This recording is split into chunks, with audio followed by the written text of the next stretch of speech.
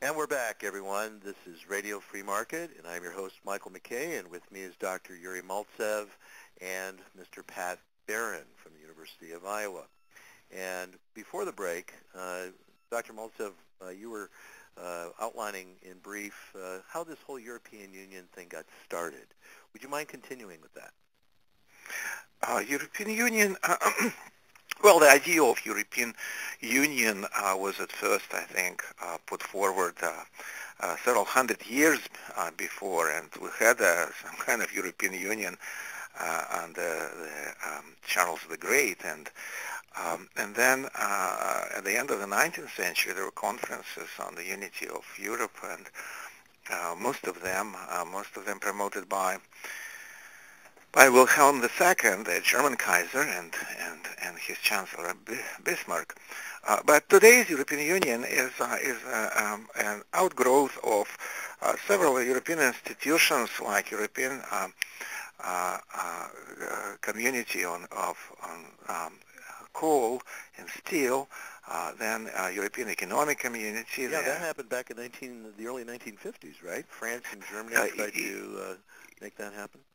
Yes, well, the European Community on coal and steel was even before that in 1950. In 1957, it was Treaty of Rome, then followed by, which created the European Economic Community of six major European countries. That was called the Common Market, I believe. That's right, yes. And then the whole idea of European Union already was formalized in the Treaty of Maastricht in Holland.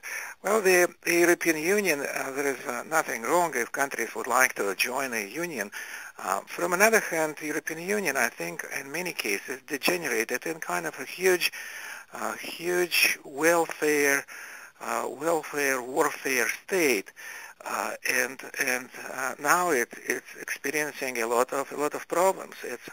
The problems are kind of similar to a collective farm. If you have some hard-working nations there, and you have nations which would like to squander the future of their children, or don't have enough children actually to provide this future or this present day experience for themselves. For example, Greece. What happened with Greece? Because Greece was spending a lot for the present generation, and they didn't keep in mind that their fertility rate is very low. It's 1.3 only.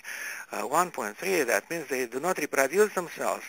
And now we have an aging population with a very early retirement age of 58 and 60, and then who will take care of them if they don't have enough children?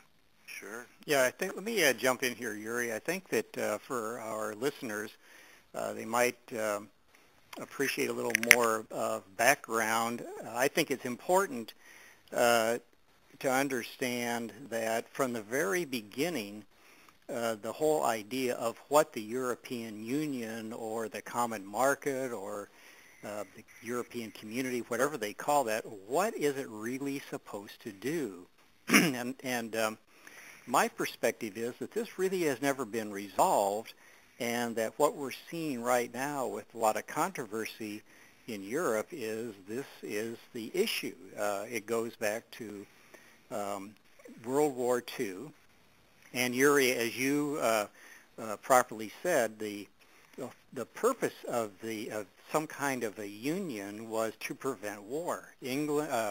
France and Germany had been at war 3 times within 80 years, and of course everybody's saying, well, it's been 3 times now. Is it going to be 4?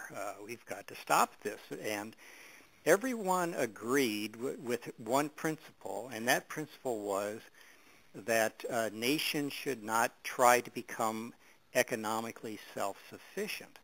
And this is a condition that's called autarky. It's just a phrase that our listeners probably should learn if they haven't heard this. It's called autarky, which means that a nation depends upon no other nations of the world for imports, and it doesn't really have to export anything. It grows all its own food. It digs all its own mineral wealth that it needs. It has all its own heavy industry and technical industry, so it can really be completely independent. Now, this may sound like a wonderful thing, but it really turns out that autarkic nations are the most militaristic nations. And Germany became the sort of the primary autarkic nation of the early 20th century.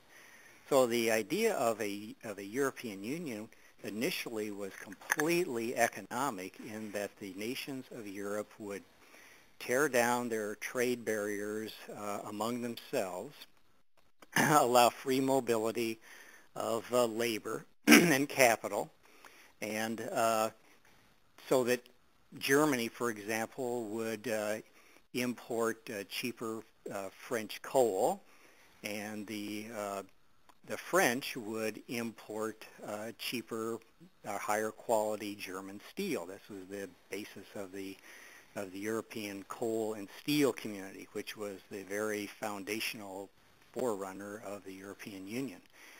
But even back then, there were those that were saying, well, we've got to take this even farther. This is all well and good to have economic independence, but we need to emulate, guess which country? They wanted to emulate the United States. And maybe, Yuri, you can pick it up from there. I've talked for a little too much here, but it seems to me that they're not really properly thinking about trying to emulate the United States. I'm not really sure it's necessary. What's your opinion upon that? Well, European Union is definitely an extremely diverse group of nations, and with coming to the European table from different backgrounds, some of these nations have outrightly socialist governments, and these governments usually would be involved into providing all kind of welfare benefits and social safety nets, and then if they would overspend, they would just inflate, print more money. That was happening in Greece. Before Greece joined the European Union in 1980, their government were printing their own drachmas, their own money, and so they couldn't end up in the situation like we see today, because they would just print this money and inflate and diminish this in real terms the benefits they are providing. Today, however, it's the same kind of crisis as we see in California, in the sense that the state of California, or to that matter Puerto Rico or other states and territories with huge deficits in the United States, cannot print their currency, and that's why the federal government is bailing them out. And in the same exactly position as the European Union, because they have 16 countries of the European Union. They have the common currency, euro, and now Greek government can spend these euros and borrow a lot, because politicians like to borrow, because borrowing is not as conspicuous as raising taxes, and borrowing is at the expense of the children, and the children do not vote for these politicians. So because of that, this is the most, I would say, dishonest way of buying votes, of creating welfare clients, of providing benefits which were not earned. It's something which Russian economist Bogdanov in the beginning of the 20th century called parasitic consumption of the welfare state, and that's exactly what we witness today. Mm-hmm. Yeah, and I think that there are a lot of people who have compared the situation in Europe, and they're saying that this is the United States next, or is this going to spread from Greece to the rest of the European Union? And I think maybe what we ought to do at this point, Yuri, is talk a little bit about the European Central Bank and why that is similar to our Fed, but is a little bit different because of the makeup of the members. Would you care to tackle that, or would you like me to do that? Well, I think that Professor Barron is a well-renowned expert in European finances, and I know that you even lectured the European politicians on these matters in Brussels, and I think that these intricacies of the European Central Bank, I think that nobody knows better than you about that.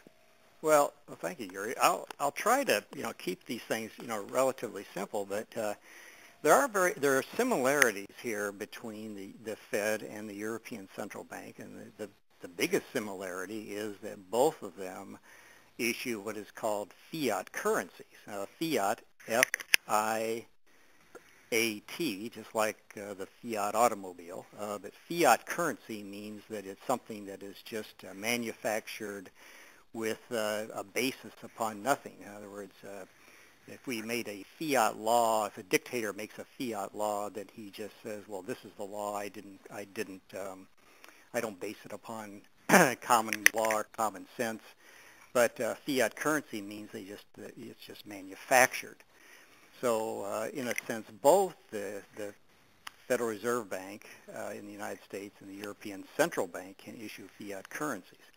Now that is the biggest similarity. From there are many dissimilarities, and that gets to the political structure of America and the European Union. And I see that we're coming close to the end of this segment, but I'll just sort of segue into the next segment by saying that Europe today is very similar in its political makeup to that of the United States, the newly revolutionary, newly formed free United States, before they ratified the Constitution. This is when very good. So, Pat, I'm going to interrupt you now. We're going to take another break, everyone. Please stay with us. This is Radio Free Market. I'm your host, Michael McKay. Stay with us. We'll be right back.